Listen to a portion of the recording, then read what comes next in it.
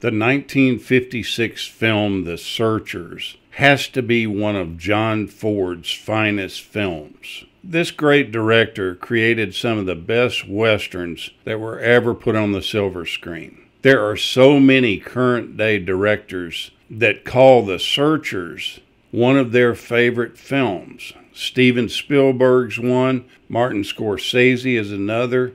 They just absolutely love this film. Now, this is a pretty complicated film as far as its plot. Ethan Edwards, played by John Wayne, goes on a year-long quest to find his niece, Debbie, who has been abducted by Comanche Indians. As that search drags on, his hatred for the Comanches intensifies. By the time that he finds Debbie, who's played by Natalie Wood, she's completely integrated into the Comanche Nation life, and he doesn't know whether to save her or to kill her. Now, most people don't realize that this was based on fact. This is actually based on a novel by Alan LeMay about the true life story of Cynthia Ann Parker. As a 9-year-old girl, she was abducted by Comanche Indians from her prairie home in Texas in 1836. She spent many years among the Comanche Indians, eventually marrying Chief Nakona, with whom she had 3 children. During this time, her family members, including her uncle James Parker, spent years looking for her. She was eventually found and removed from the Comanche Nation. The film also starred Jeffrey Hunter, Vera Miles, Ward Bond, John Wayne's old friend, and quite a few others that you would recognize. One of them would be Ken Curtis, the guy that played Festus on Gunsmoke. The film is basically set in the plains of northwest Texas, but it was actually filmed in Monument Valley. Now, this is a favorite spot of John Ford films. While they were filming in the desert, John Ford got bit by a scorpion, and they were actually wondering about him getting really sick and maybe even dying. But John Wayne stated that it was the scorpion that died instead, because John Ford was known to be a little temperamental. Now, this film is actually ranked number 1 on the American Film Institute's list of 10 greatest films in the Western genre. Now, John Ford actually wanted to use Fess Parker in this film. Fess Parker was the guy that played Davy Crockett, and he was kind of Walt Disney's golden boy. The problem was Walt Disney wouldn't let him go, and matter of fact, didn't even tell him about John Ford wanting him for that role. It's really thought that Walt Disney ruined Fess Parker's film screen career. Jeffrey Hunter was nearly 29 years old at the time of this filming, but his character was actually supposed to be a teenager.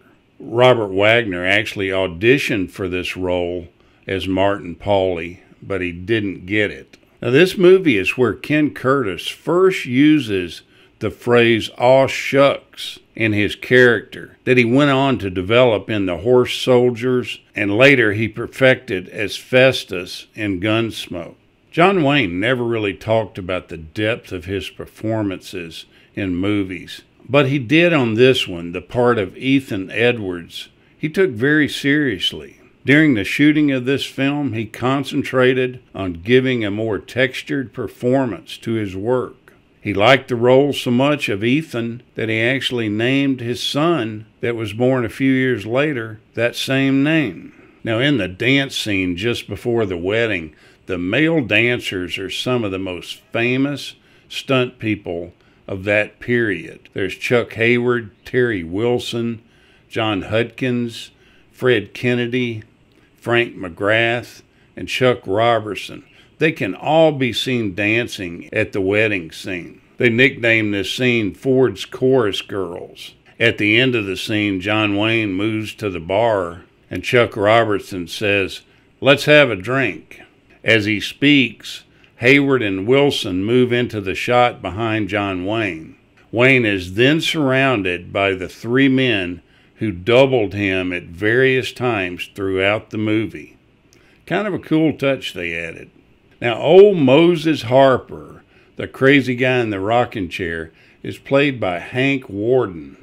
During part of the film, he was tied up shooting The Indian Fighter from 1955, and he was unavailable for some of the shots in the movie. In the scene where the Rangers have ridden out together in Monument Valley, old Moses Harper is played in a group of shots by another actor hanging back and hiding his face.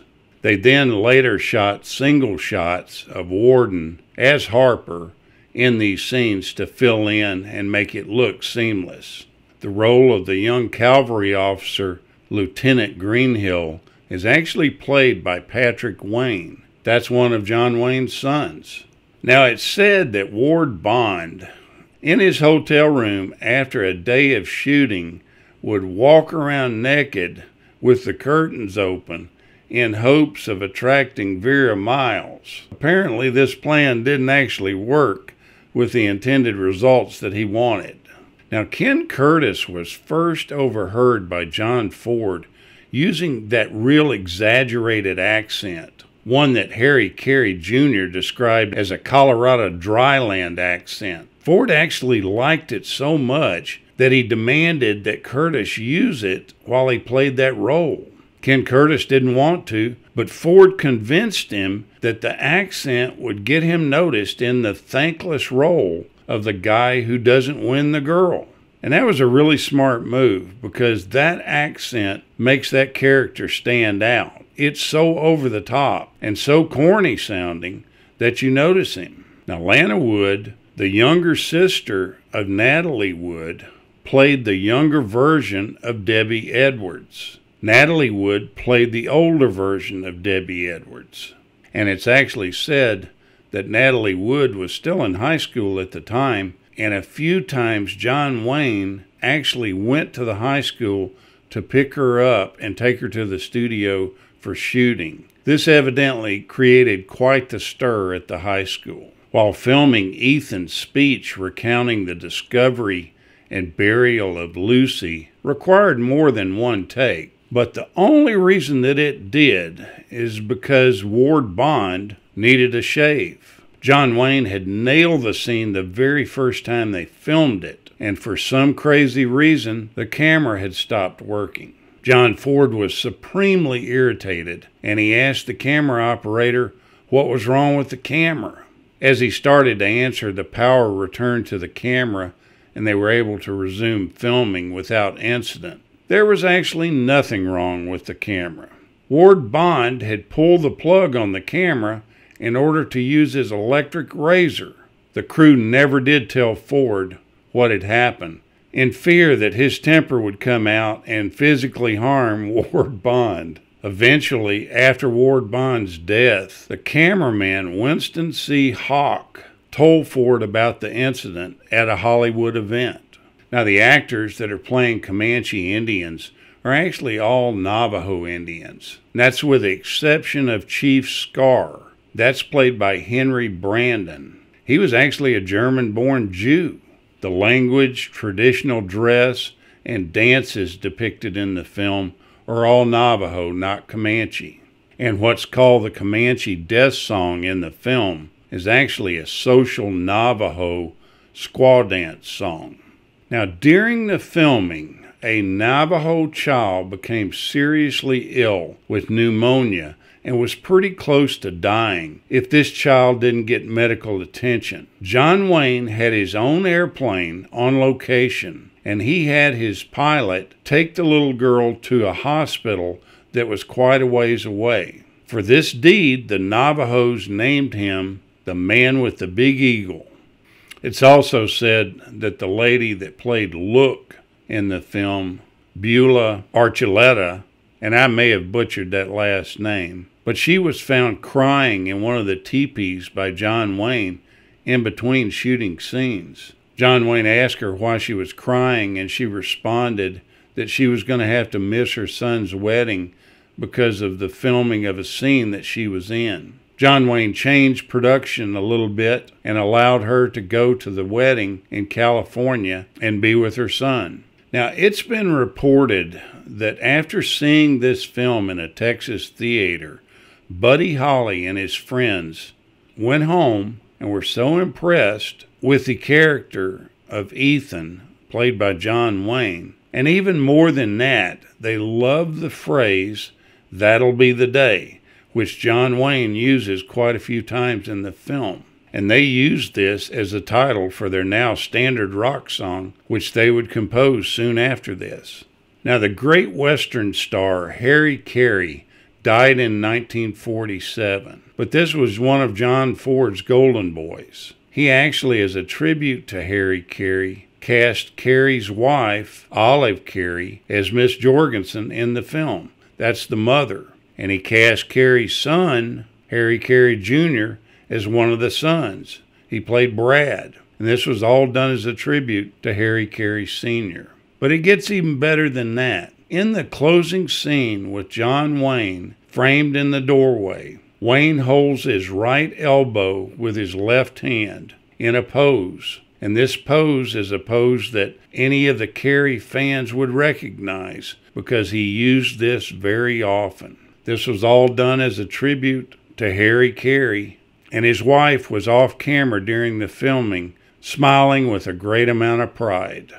The film actually tied with Rebel Without a Cause as 1956's 11th top box office attraction. It's kind of odd that Natalie Wood starred in both films. In the climactic scene, John Wayne and Natalie Wood actually run up the side of a hill in Monument Valley, Utah. And when they come down the other side of it, they're actually in Bronson Canyon, an area of Griffith Park in Los Angeles, which is 647 miles away.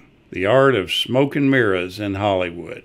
The Searchers is truly a classic Western. Check it out. You'll thoroughly enjoy it. I rewatched it the other day and was so pleasantly re-surprised by it.